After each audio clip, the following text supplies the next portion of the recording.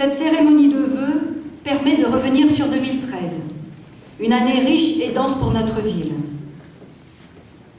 Dans la continuité de l'engagement fort de notre député-maire à poursuivre la modernisation de Château-Thierry, l'équipe municipale et ses services n'ont pas eu le temps de chômer. Vous ne vous en doutez pas, mais tous les jours, on met du cœur à l'ouvrage et vraiment à votre service. En centre-ville, après la réfection de la place Jean de La Fontaine, les travaux liés à la MAFA sont lancés, en lien avec la communauté de communes de Château-Thierry. La phase de démolition est terminée, et dans 12 mois à peu près, ce lieu emblématique d'amitié franco-américaine abritera la maison du tourisme du sud de l'Aisne. Une ville modernisée, c'est aussi une ville économe. Cette année encore, ce sont 500 000 € qui ont été consacrés à l'isolation de nos bâtiments communaux. Ainsi, 80% de nos écoles sont réhabilitées. Les travaux du réseau de chauffe Bois-Énergie sont bien engagés également. La société Dalkia, présente ce soir, que nous saluons, investit sur notre territoire 8,5 millions d'euros et à terme, cela pérennisera une vingtaine d'emplois.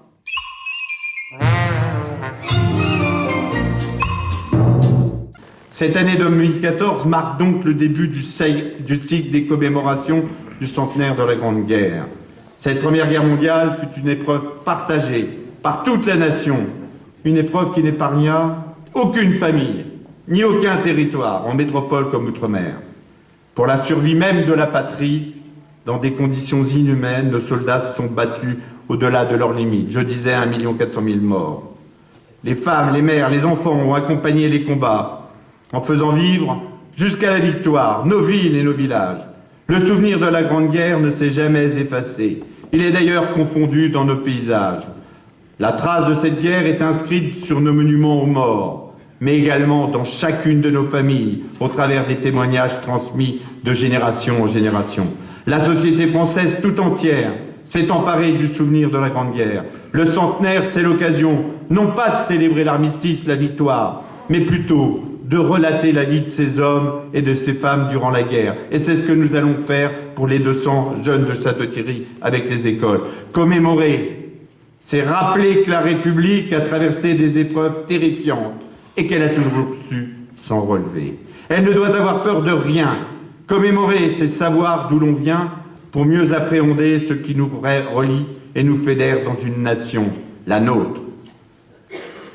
Commémorer, ce n'est pas seulement invoquer le passé ou le convoquer, c'est porter un message de confiance dans notre pays. Se souvenir, c'est alors préparer l'avenir.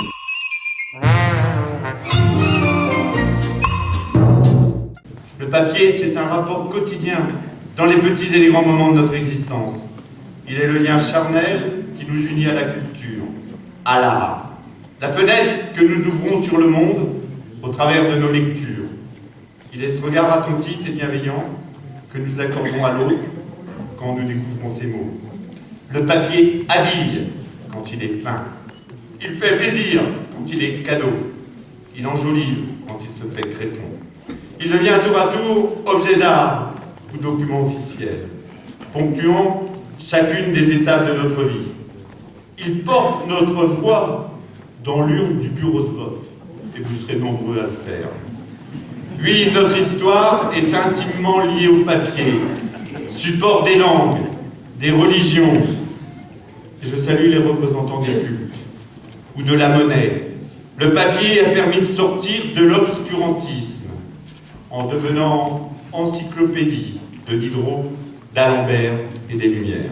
Aujourd'hui, le papier n'est pas dépassé, ni condamné à disparaître par la dématérialisation. Papier et numérique sont complémentaires et non antagonistes. Il est innovation, technologie de pointe. Il conduit la chaleur, il stoppe les ondes. Il est intelligent et interactif. Le papier ne provoque pas la déforestation qu'on lui reproche régulièrement. Il est recyclable plusieurs fois, jusqu'à 6 vies. On a de la chance. Historiquement, notre sud de l'Aisne a un lien tout particulier avec le papier. Cher Jean-Claude, C'est à Villers-Cotterêts, en 1539, que François Ier appose sa signature sur le papier avec l'ordonnance fondatrice des actes d'état civil et de la francophonie. Tu dois aussi beaucoup de choses au papier.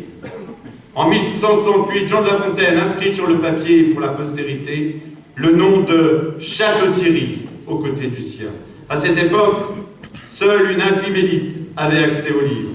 Aujourd'hui, le combat contre l'illettrisme doit continuer d'être mené. Merci aux enseignants, aux professeurs, aux associations et aux bénévoles qui sont également engagés dans cette mission d'intérêt général. C'est aussi à Jean Massé, à qui notre médiathèque a emprunté son nom, que le livre doit son essor et son implantation massive dans les bibliothèques populaires de nos villages. En 2014, disons-le avec du papier, cette année qui s'ouvre, c'est notre feuille blanche. À nous, tous ensemble, de l'écrire, de la peindre, de la dessiner ou de la plier, à la manière d'un origami. À nous de le faire vivre. C'est l'occasion d'exprimer la fierté de l'héritage de nos écrivains. Et comme eux, faisons en sorte que nos papiers parlent, expriment et soient collectifs. Parce que lire, c'est vivre libre. Le livre est un instrument essentiel de l'éducation et de l'émancipation. Alors, merci aux imprimeurs et aux libraires. Nous tous ici, que serions-nous devenus sans papier et sans livre? Alors, en 2014, que le papier et le livre nous emportent vers l'aventure, vers le plaisir, l'épanouissement et le bonheur.